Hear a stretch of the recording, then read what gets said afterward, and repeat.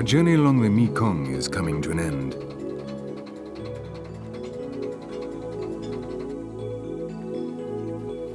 Before flowing into the China Sea in Vietnam, the river forms an extensive and complex delta known as the Nine Dragons. A network of 5,000 kilometers of natural and artificial canals carries the waters to the rice fields.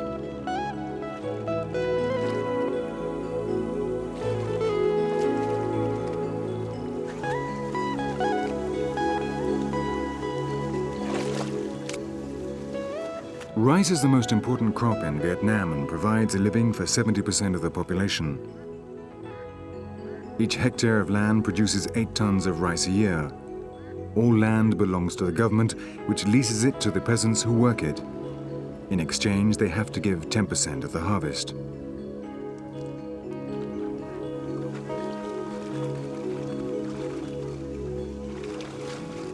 The success of the harvest depends on the summer monsoons.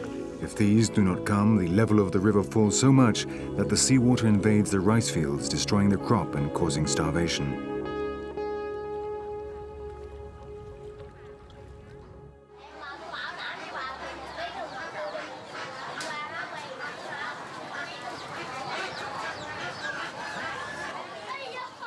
Kanto is the largest city in the delta.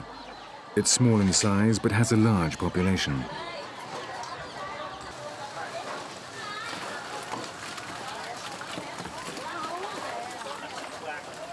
It's 5 in the morning, and in one corner of the market, the Lee family runs a flourishing fish business.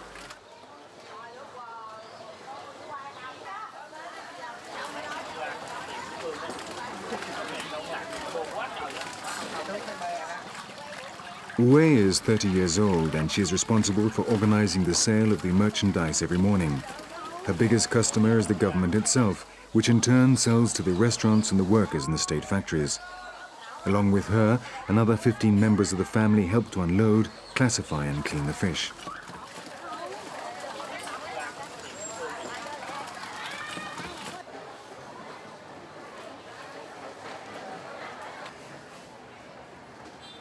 The market in Kanto is an example of the rich gastronomy of Vietnam. There are over 500 different dishes, but all of them are served with rice.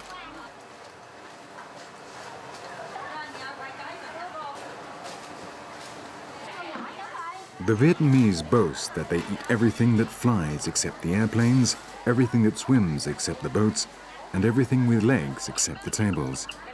And they're not far wrong. Some market stalls sell delicacies which would turn the stomach of most Westerners.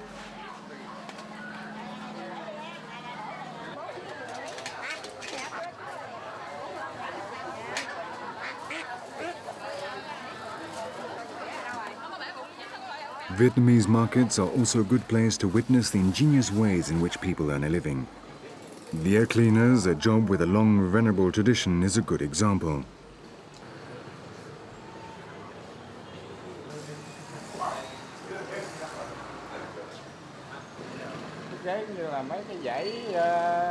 Cợn, bợn, dơ này nọ, nó đóng ở trong lỗ tai.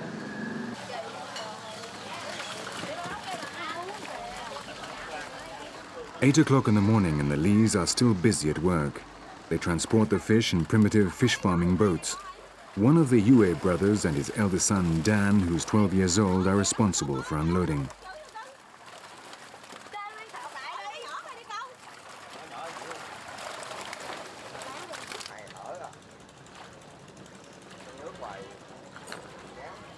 All types of boats come to the market to buy and sell many different things in the numerous floating markets around the delta.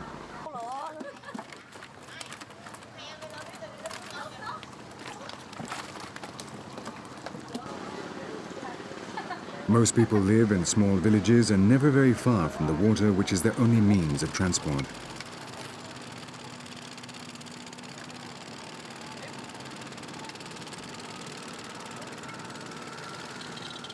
There are some roads in the delta built by the French when they colonized this country and the Americans during the war. Most road transport depends on the ferries, but traveling this way is not easy. Because of lack of space, the farmers lay out the rice to dry along the roads, making it very difficult for traffic. So the Mekong has become the only real way to transport goods.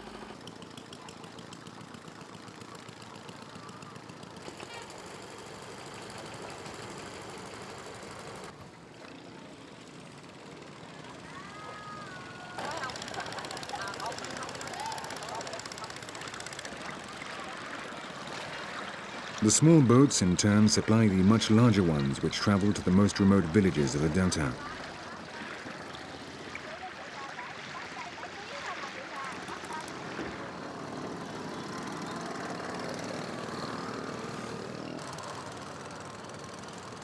It's 9 o'clock in the morning, and in the floating market of Phong Dieng, a few kilometers to the south of Kanto, it's almost impossible to move. At times, it's difficult to know where the land ends and the water begins. The delta was, until the 18th century, part of the Khmer kingdom of neighboring Cambodia and was the last region to be annexed by Vietnam. The Cambodians have not forgotten this territory, which still today they call Lower Cambodia. It is one more reason for the mutual hatred between the two countries.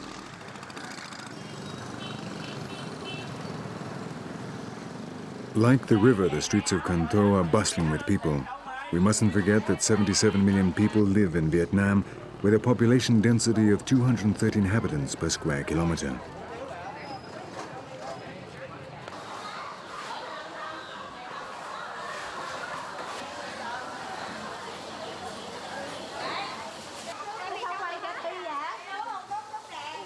Around 10 o'clock in the morning, the Lee family gets ready to return home.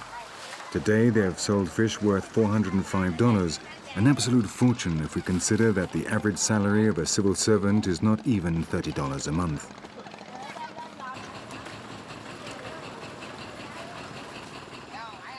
They're a typical upper middle class family with annual net income of almost $5,400.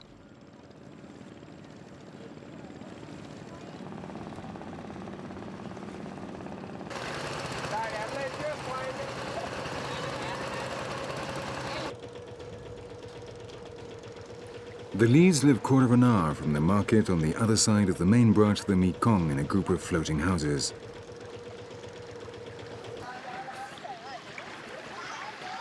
Their life revolves around the water and fishing, so much so that Twang, the grandfather, spends his spare time trying to catch the odd little fish.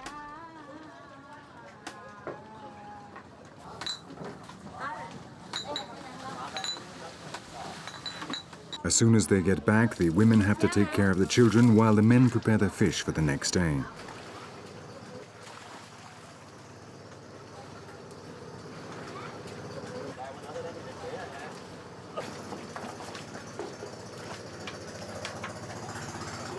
The technique they use to breed and store the fish is very simple but very effective. The fish are kept inside cages underneath the houses, and all they have to do to catch them is to lift the trapdoors in the floor and put down a net. The current of the river constantly renews the water inside the cages.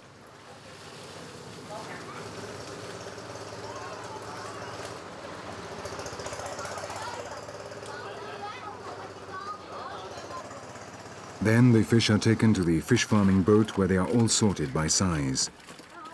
The smallest are returned to the cages.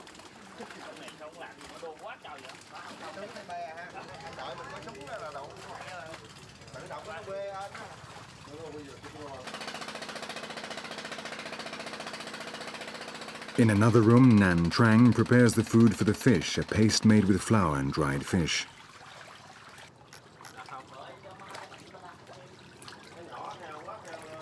Then Dan, Ue's son, and his cousin distribute it through the cages.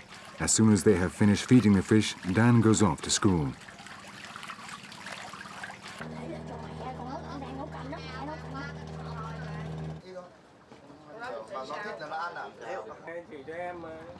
At 12 o'clock, all activity stops. It's time for lunch. Normally, the women and children eat first in a separate room.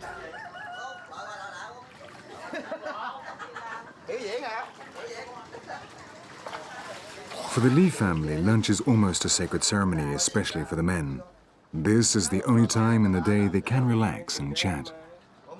Không anh thì biết tôi với nó, tại vì tôi đây lâu Dạ, năm. này chắc chắn. Tại vì bia là sang, khoái bia là sang. Hàng massage không thấy gì mà Trẻ hơn thì không phải là trẻ hơn nhưng mà. Surrounded by a delicious variety of dishes of rice, vegetables and fish, they start eating, all the time laughing and discussing their favorite subject, the family business. The atmosphere helped by the rice liquor. The women in the background make sure they have everything they need.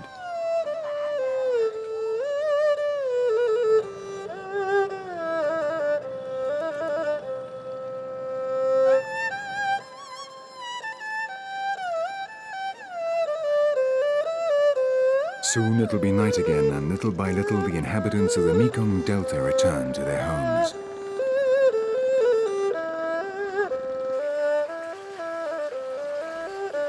Dan and his friends spend the last hours of the day watching television.